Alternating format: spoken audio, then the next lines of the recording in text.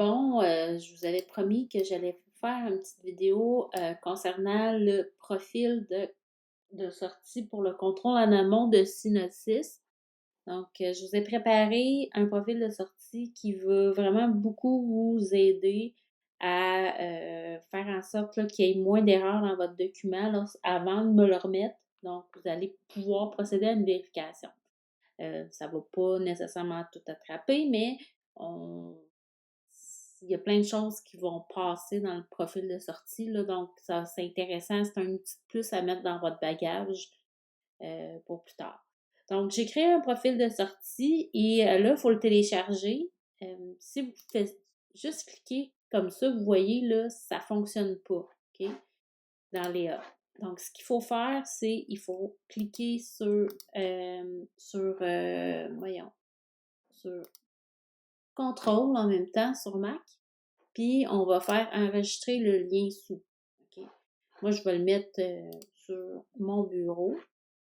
Donc, là, on le voit, là, il est téléchargé. Donc, j'ai ouvert InDesign et là, notre travail va consister à venir mettre le profil dans notre document. Présentement, il y a déjà un profil de contrôle en amont, OK, mais c'est pas le bon. Donc, il va falloir aller le changer. Vous voyez ici, là, c'est ici que vous voyez, là, c'est lequel, le profil qu'on a.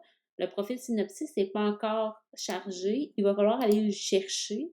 Donc, c'est pour ça que je vous l'ai fait télécharger. Fait qu'on va faire ici, vous voyez, là, ici, vous avez définir les profils. Donc, je vais cliquer sur définir les profils. Et ce que je peux aller faire, vous voyez, là, ici, il y a une petite barre, un petit menu. Je vais aller faire charger les profils. Puis, je vais aller chercher mon profil qui se trouve à être, là, je l'ai enregistré vite vite sur mon bureau en le téléchargeant. Donc, je l'amène ici et vous voyez, là, mon profil est chargé. Je l'ai chargé, mais il faut que j'aille quand même définir le profil. Fait que vous voyez ici, là, je peux choisir synopsis. Et là, il est en train de me faire la vérification. Fait que quand il n'y a pas de couleur ici, c'est que il est en train de travailler. Si c'est beau et qu'il ne trouve pas d'erreur, il va faire une bulle verte. Puis, s'il trouve des erreurs, lui, il va me faire une bulle rouge. Donc, ça va nous donner les idées là, de qu'est-ce qui se passe présentement dans notre document. Aussi, on peut aller dans le panneau de contrôle en amont. Donc, le panneau en contrôle en amont, mais c'est ce qui va nous permettre de voir les erreurs qu'on a dans notre document et où exactement elles se trouvent. Donc, ici, vous voyez, là, au niveau des styles de caractères, on voit que il y a certains mots dans, dans le document euh, aux pages. Si je clique, il va se rendre à la page. On voit que au niveau des styles appliqués, c'est pas les bons styles. Il y a eu des remplacements du style dans le document qui a été fourni. Donc, ça, c'est une façon de voir, parce que moi, je ne l'autorise pas. Donc, façon de voir. Images et objets. Donc, vous pouvez voir ici les différents objets et les différentes images pour voir s'il y a des problèmes au niveau de la résolution. Fait que si je clique ici, vous voyez là, image citron. Et si je vois là en bas, on a les informations. Fait que vous voyez là, valeur maximum pour les images couleurs 600 ppp. Et la résolution effective présentement là, est à 1246 ppp. Donc, c'est beaucoup trop grand.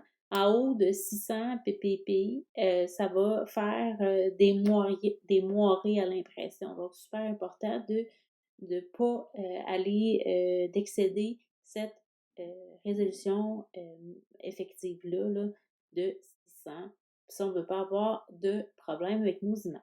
Donc, il va nous faire le même type de message, par exemple, si on a des images qui n'ont pas assez de résolution, donc des images qui sont en bas de 300, il va nous faire exactement le même message. Euh, il va nous faire des messages par rapport aux images qui sont manquantes, aussi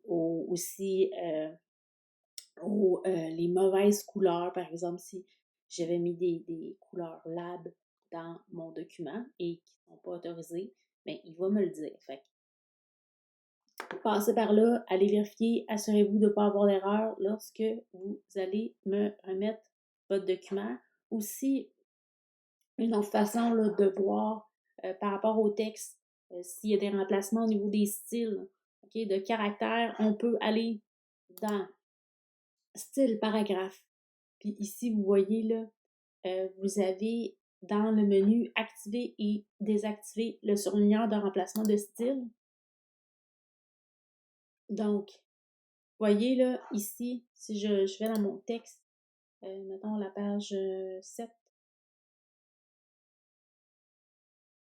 et là, ben, je suis capable de voir dans ma page, OK, regardez ici, là, ce style-là, il n'a pas été respecté. Là. Il y a eu un changement de style. Fort probablement que le texte a été un petit peu... on a joué avec l'approche parce que le nom de famille était trop long et ça ne rentrait pas. Mais vous voyez, là, on est capable de trouver facilement les erreurs de cette façon-là dans les différentes pages.